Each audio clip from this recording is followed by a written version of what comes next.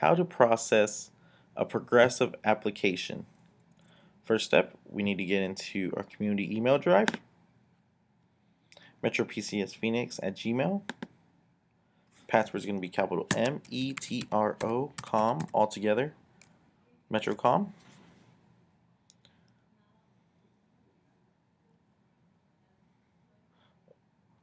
Once into our email, we need to get into our drive. As soon as you click into your drive, we will get into here. You need to get into Store Code Sheet. And once you click Store Code Sheet, you're going to see at the bottom all the different stores that we have. Please click on the store you're located at. For example, today we're going to use Broadway. As you can see, we have a progressive link attached. All you need to do, click the link. No password is needed for these. You could get started right away.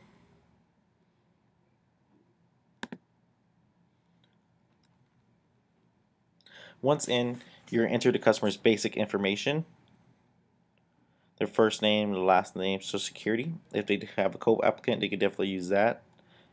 And can we complete a credit inquiry? You could use yes or no.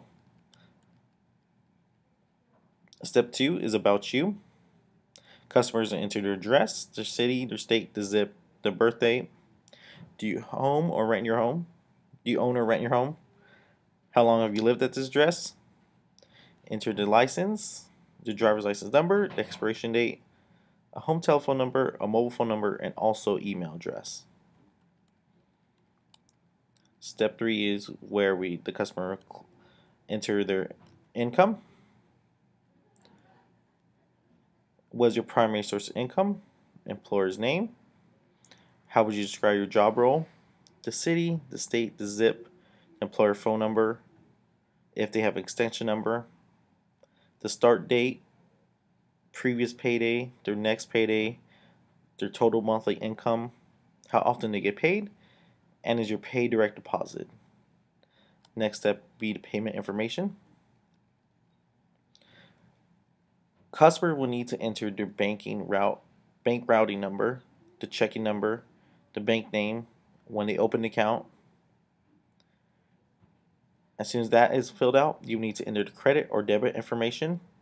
This is for their debit card or their credit card, of course the first and last name, the credit card number, expiration date, the billing address, the city, state, and zip. Next step is going to be the confirming and submit. This is where the customer can verify all information they put is correct. If everything looks good, just click approve me. This is where we'll know when it's confirmed. It takes about 30 seconds to get the approval results. If the customer is approved, they will see immediate response with their approval amount on the screen. They will also receive an email with their approval status and the amount. For this customer, they were approved up to $1,000, which lets them pay for anything from their first month, the phone, and any accessories. You will see here the lease approval approved, name, and the lease number. The lease number is what you need to check out. We'll get to that when we get to that step. This is where you would need to enter the merchandise information, the SKU, description, the IMEI, the manufacturer, the model, and the price. This is where you can add another item to further payment and or cases and accessories. It'll give you the total and the total down there and down payment needed. The next step is to create the contracts. Here the next screen will ask you, these next screens will collect information about the merchandise and allow you to electronically sign for funding. Hit continue. Customer agrees to initial payment before contracts are created. I understand the initial lease payment of $12 will be charged at this time to the credit debit card submitted with my lease application. I agree or I decline. When they agree, contracts will appear in a new window for the customer to electronically sign. We just got to walk the customer through each field and make sure they are completely signed.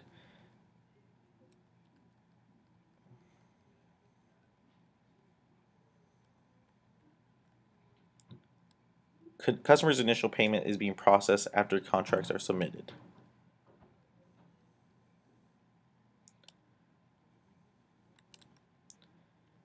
If the initial payment goes through, you will see this notification. Merchandise may be released. If you do not see the screen, you may not release the merchandise.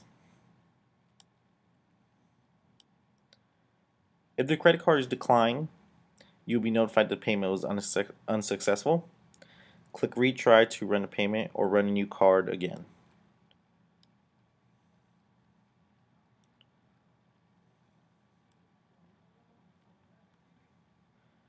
If you see this screen pop up, there was a problem processing your transaction, you may not release the merchandise.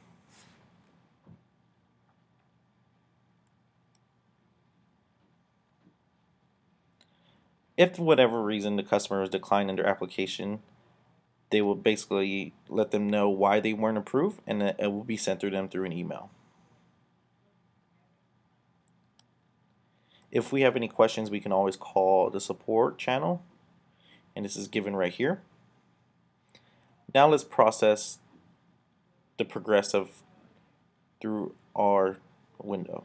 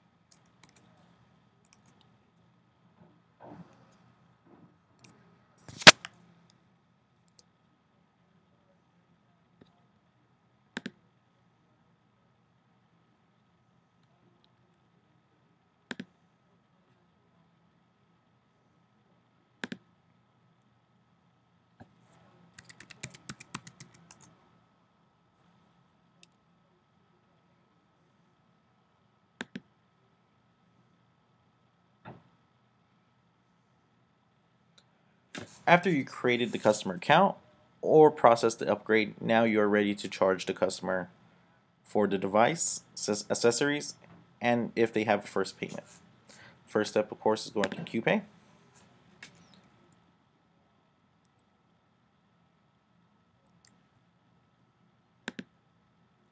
Punching in the customer's phone number.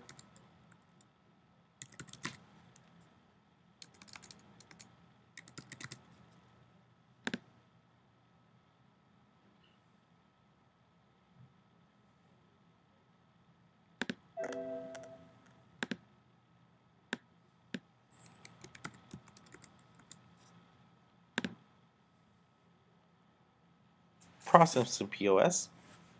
This is where, of course, you scan the phones and any items they have got.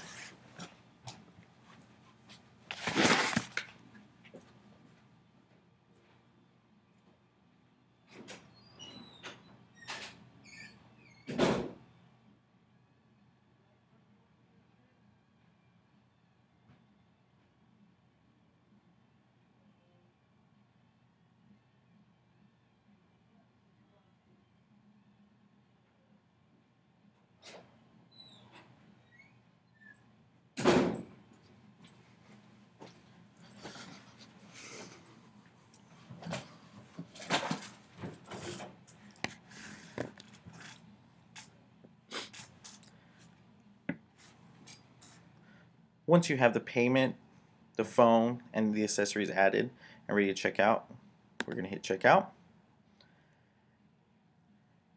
And whatever you process, the total amount, you're going to process under check.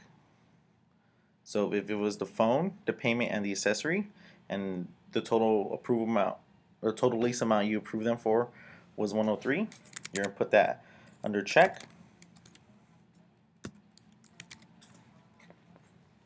Hit enter. Here it was asking you for that check number. So this is where you go back to the lease number that SmartPay gave you, and you will enter the lease number as so.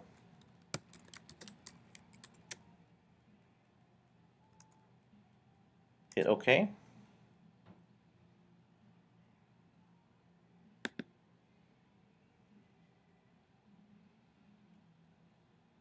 Print the receipt, and the customer is all good to go. This is how you process Progressive.